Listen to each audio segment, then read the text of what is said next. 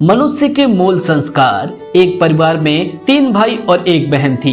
बड़ा और छोटा बेटा पढ़ने में बहुत तेज थे। उनके माँ बाप तो उन चारों से बेहद प्यार करते थे, मगर मझले बेटे से थोड़ा परेशान भी थे।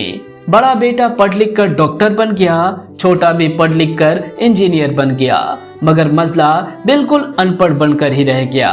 सबसे बड़े बेटे और सबसे छोटे बेटे की शादी भी हो गई और बहन ने लव मैरिज कर ली। बहन की शादी भी अच्छे घराने में हुई थी। आखिर उसके 2 भाई डॉक्टर इंजीनियर जो थे, लेकिन मजले को कोई लड़की नहीं मिल रही थी और उम्र भी अधिक होने से माँ बाप भी परेशान रहते थे।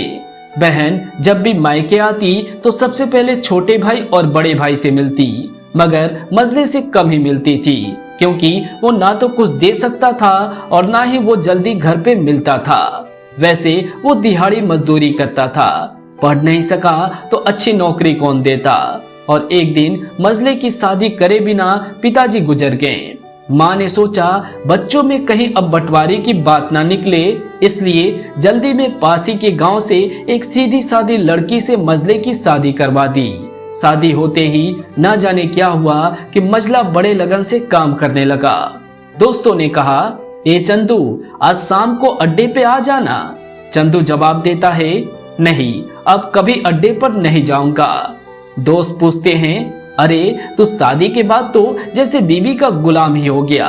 चंदू जवाब देता है, अरे ऐसी बात नहीं है, कल मैं अकेला 1 पेट था तो अपने हिस्से की रोटी कमा लेता था। आज 2 पेट है और कल 4 पेट हो सकते हैं। घर वाले मुझे नालायक कहते रहते हैं, मेरे लिए कहते हैं चलता था, मगर मेरी पत्नी को कभी नालायक कहे तो मेरी मर्दानगी पर एक भद्दी गाली है, क्योंकि एक पत्नी के लिए उसका पति उसकी इज्जत और उम्मीद होता है। उसके घर वालों ने भी मुझ पर भरोसा करके ही तो अपनी बेटी दी होगी, फिर उनका भरोसा कैसे तोड़ सकता हूँ।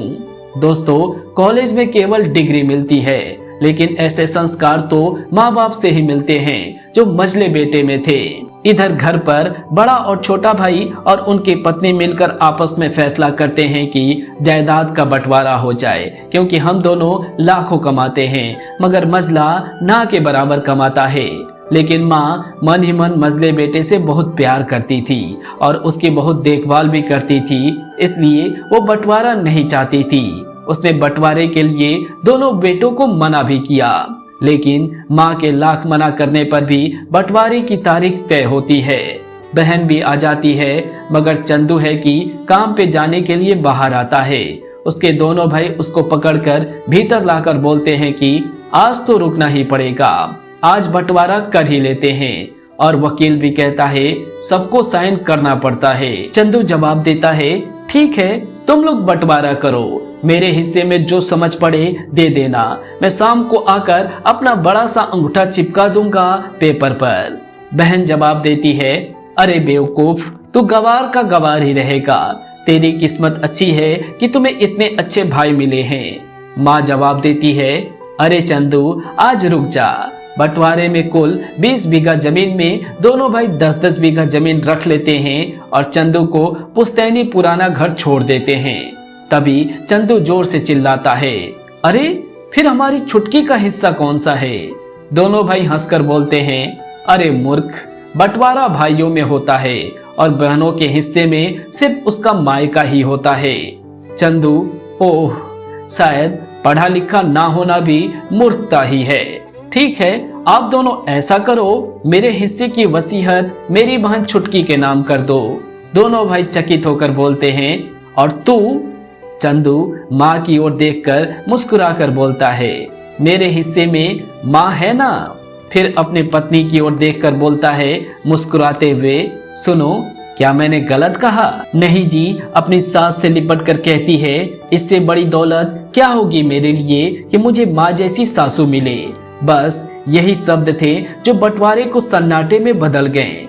बहन दौड़कर अपने गवार भैया से गले लगकर रोते हुए कहती है कि माफ कर दो भैया मुझे, क्योंकि मैं समझ ना सकी आपको। चंदू जवाब देता है, इस घर में तेरा भी उतना ही अधिकार है जितना हम सभी का है। मेरे लिए तुम सब बहुत अजीज हो, चाहे पास रहो या दूर।